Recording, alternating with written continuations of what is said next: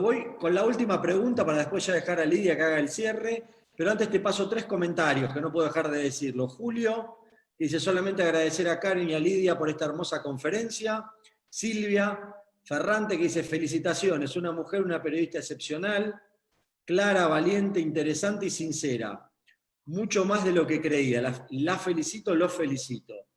Y Fabio Fortini que hace una pregunta, pero la vamos a juntar también con la de Alejandro Battaglia, así que te hago este pimponeo último de 3 preguntas. Fabio dice, momento más emotivo de tu carrera. Y Alejandro Battaglia tiene 2. ¿Cómo de la narrativa? Despacito. Bueno, vamos con la de Fabio, vamos con la de Fabio.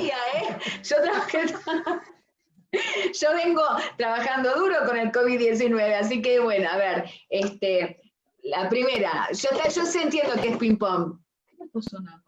Pero bueno, la primera momento más era... emotivo de tu carrera.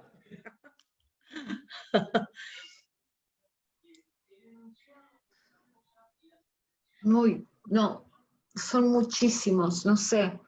¿Se referirá a la cobertura o a un hecho puntual? A ver, uno de los, en cuanto a lo profesional, muy profesional, fue cuando me nombraron entre las 100 corresponsales más influyentes del mundo. Sí, a ver, eso fue como lo que me generó, tengo 25, perdón, ya sé que soy argentina y encima de descendencia libanesa, no lo estoy diciendo por eso. Pero hay 25 premios, son como unos 25 premios de periodismo, o algo así, o reconocimientos y demás. Y antes yo no le prestaba mucha atención porque estaba sumergida tanto en el dolor y en el sufrimiento de lo que vivía en el terreno, que hasta era un poco desconsiderada con aquellos seres humanos que se preocupaban en observar mi trabajo y reconocerlo. Tuve una etapa así, como tuve esa etapa también de mimetizarme con el ambiente para que no me... que tenía que ver con la pregunta de la mujer. Bueno, pero en cuanto a lo profesional, saber, cuando me nombraron entre las top 100 corresponsales más influyentes del mundo, no más importantes, influyentes, y seguramente Daniel vos sabés perfectamente que influyente no es lo mismo que importante, es una cosa tiene una fuerza muy interesante. Esa organización en Londres había estado años haciendo seguimiento de los corresponsales en sus más diversas categorías y en todos sus artículos. Y para mí ese fue emocionante porque me dio mucha más responsabilidad. Cuando yo hablo de la responsabilidad social, hablo de la responsabilidad social, real. Y eso a mí me dio mucha más responsabilidad, el tema de eso fue muy emocionante. Ahora, en cuanto en el terreno, no quiero hablar porque me voy a poner a llorar y esto va a terminar muy mal. Y como ya creo que fue en la última videoconferencia, hice llorar a un montón de gente. El momento más emotivo fue cuando me quisieron dar una niña en Irak que se llamaba Samira y que a mí me pareció absolutamente impresionante. Porque que una abuela se quisiera desprender del ser más preciado que tenía porque consideraba que una persona iba a salvar al ser que amaba de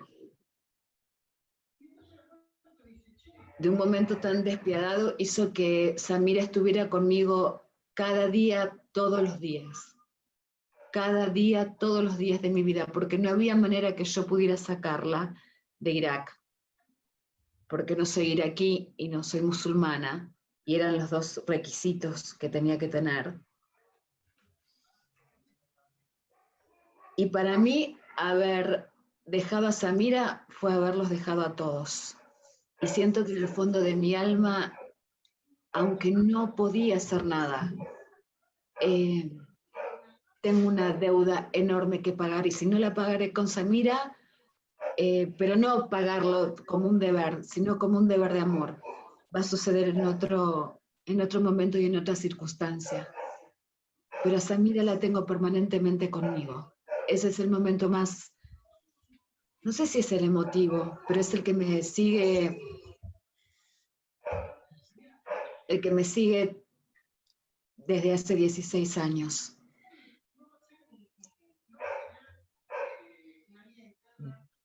Muy bien, vamos a las de Alejandro. ¿Cómo desde la narrativa periodística es posible interpretar y transmitir objetivamente la relación entre la población civil y los sectores armados? Y bueno, de las secuelas emocionales ya lo has hablado, que era la segunda pregunta de él. La relación población civil y sectores armados, la narrativa. Sí, bueno, en primer lugar, objetivamente, no hay objetividad en el periodismo. Uno narra desde un sujeto, entonces no hay objetividad, hay una subjetividad, porque cuando yo escribo, cualquiera de nosotros estamos frente a una misma situación, vamos a empezar a escribir de una determinada manera, parte de un sujeto. Lo que se puede, yo de lo que hablo es de la honestidad, no de la objetividad. La honestidad es darle voces a todas las partes, inclusive hasta la que uno no quiere darle voz. Pero es muy interesante porque a veces a los asesinos, a los injustos, a los que avasallan, a los que hacen la guerra, es muy interesante darles la voz porque ellos mismos con su discurso se muestran y se muestran en su inhumanidad, en su bestialidad. Pero, o sea, dejé aclarado lo de la objetividad. Objetividad no, honestidad. Pero ¿me podrías repetir la última parte sobre el tema de la población civil y las milicias? ¿Y a qué se refiere más específicamente? No se escucha. Él habla de la narrativa entre interpretar y transmitir esta relación entre población civil y sectores armados. ¿Cómo es ese relato, ¿no?, entre población civil y sectores armados? Pero eso va a depender de cada conflicto entre población civil y sectores armados. Hay muchísima población civil que, a ver, no quiero dar... pero bueno, pues me tengo que ir a casos concretos. Por ejemplo, Colombia.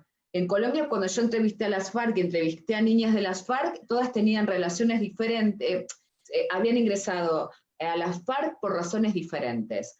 Una, porque veían pasar, eran pequeñas y veía pasar a las columnas de las FARC y se enamoró de esa mística que para ellas se consideraba el paso de las columnas de las FARC.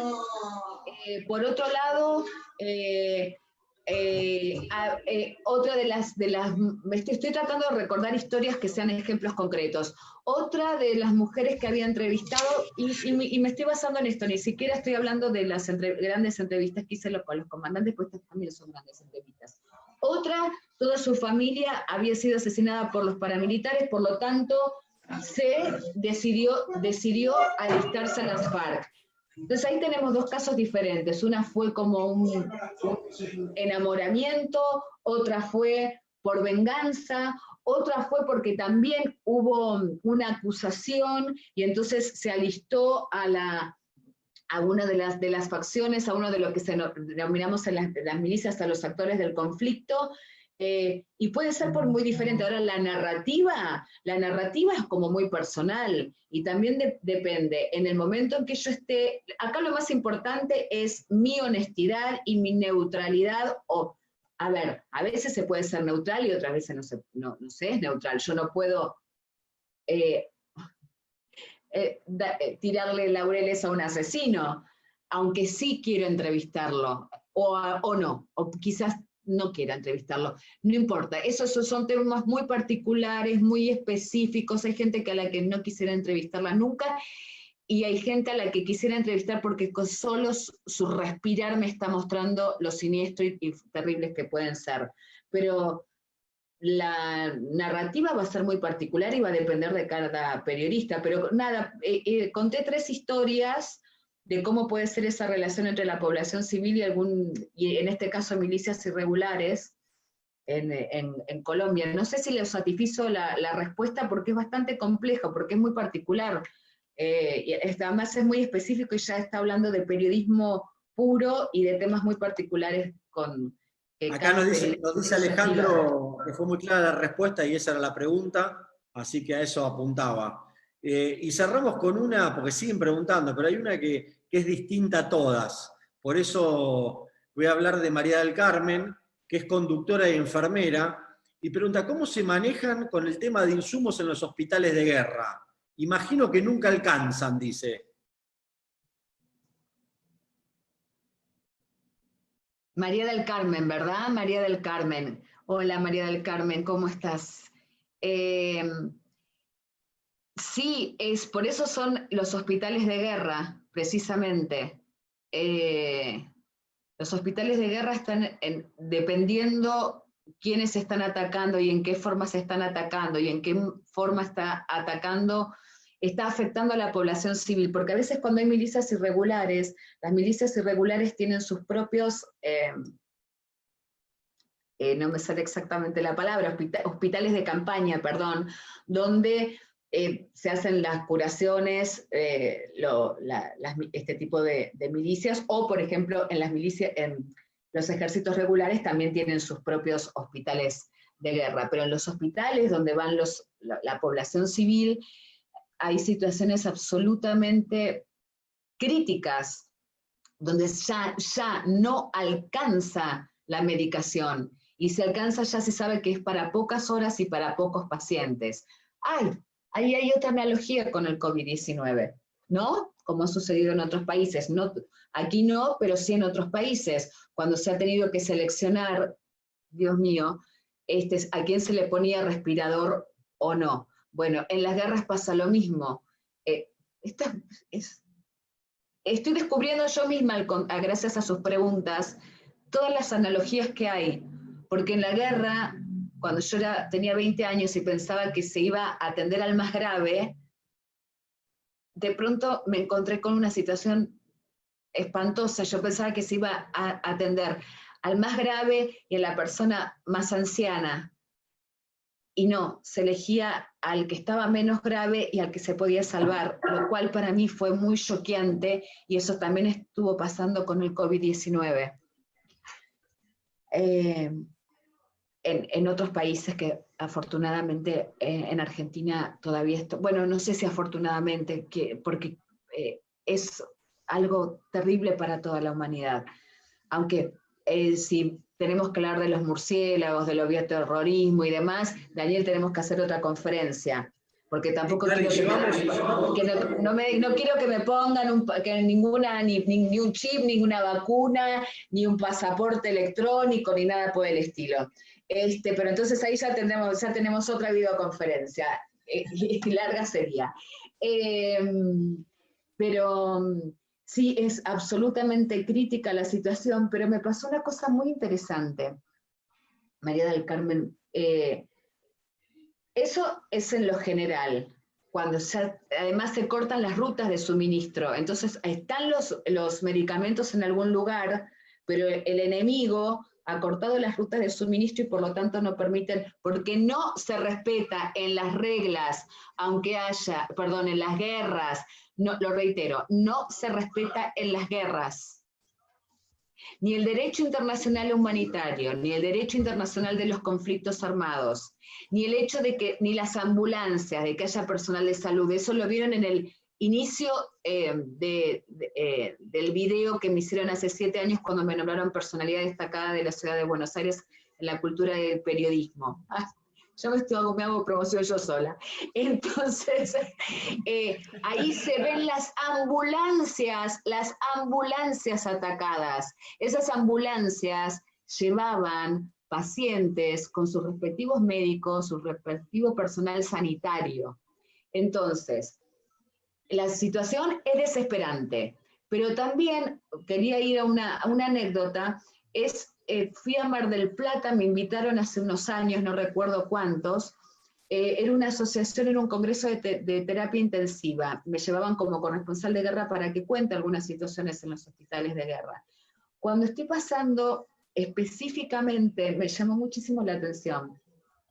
Por favor, esto, no lo podía creer, porque además no entiendo sobre el tema. Estaba pasando las fotos de un hospital de guerra en Libia, creo que era en Benghazi y Al-Tabia, y médicos que se especializan en terapia intensiva me explicaban de que la tecnología que se estaba utilizando en ese momento en Libia era superior a la que teníamos en nuestro propio país. Estoy hablando del año 2011. Así que, sí, o sea, en todas las guerras, el tema de medicación y personal sanitario es vital, porque además atacan al personal sanitario, atacan a los médicos, atacan a los enfermeros, atacan a los hospitales y atacan a las ambulancias perfectamente identificadas. Ya conté lo de los medicamentos, pero quería contar esto como anécdota. Año 2011 en Libia había maquinarias, no sé si se dicen maquinarias, aparatos médicos más sofisticados que en la Argentina.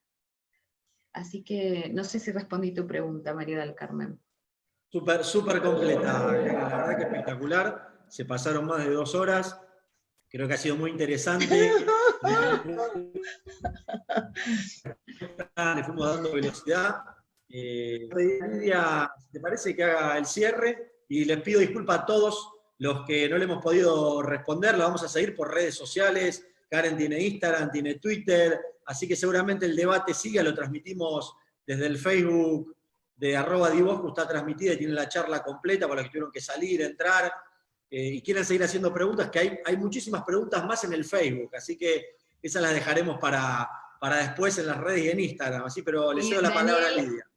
Daniel, las respuestas las vas a gestionar vos me vas a ayudar, porque yo estoy subiendo y bajando con el COVID-19. Si te comprometés, lo hacemos, ¿eh? No hay ningún problema, no hay ningún problema. Ahí está. Estamos conectados.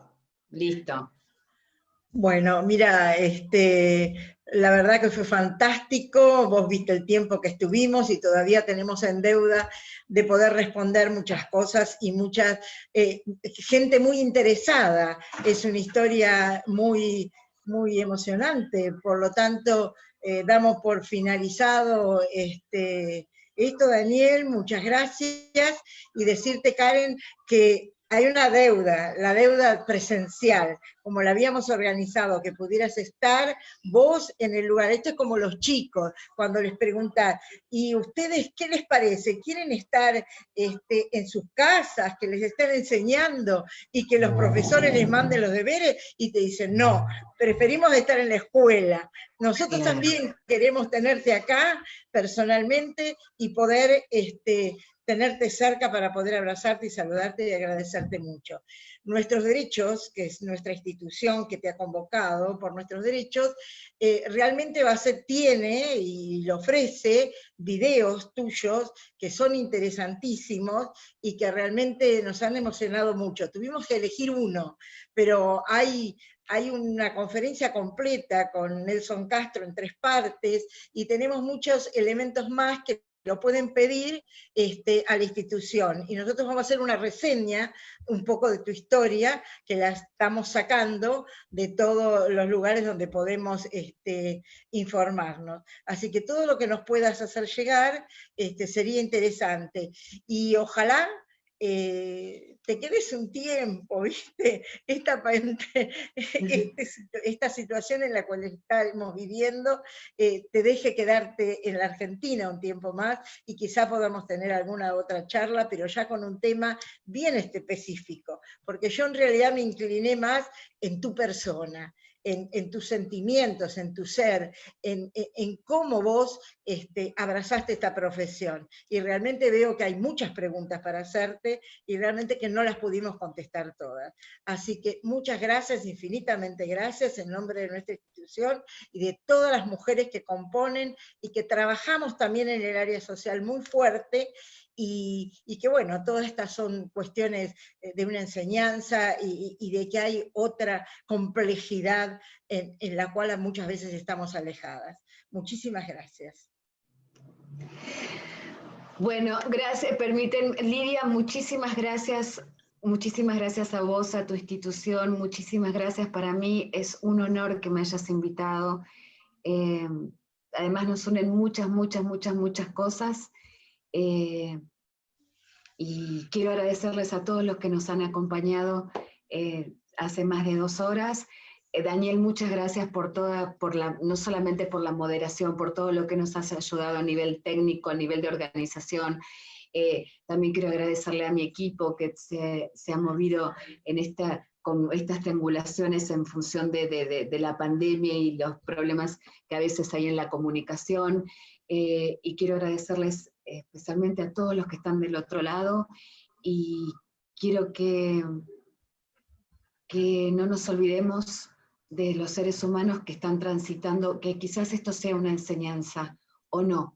Si tenemos que hablar de la pandemia en sí, es otro tema, que ya lo hablaremos en otra oportunidad, pero que sepamos que hay seres humanos que están viviendo situaciones muy complejas y que es tiempo que también podamos reflexionar. Para aquellos que quieren, no hay que obligar a nadie, cada uno está en su tiempo y en su momento y en su situación, pero quiero que sepan que para mí ha sido muy grato desde mi corazón estar con ustedes compartiendo esto, y ojalá se repita mucho más, y para mí cada pregunta también ha sido un aprendizaje, así que muchas gracias. Muchas gracias, saludos. La seguimos por las redes sociales. Te encargas vos.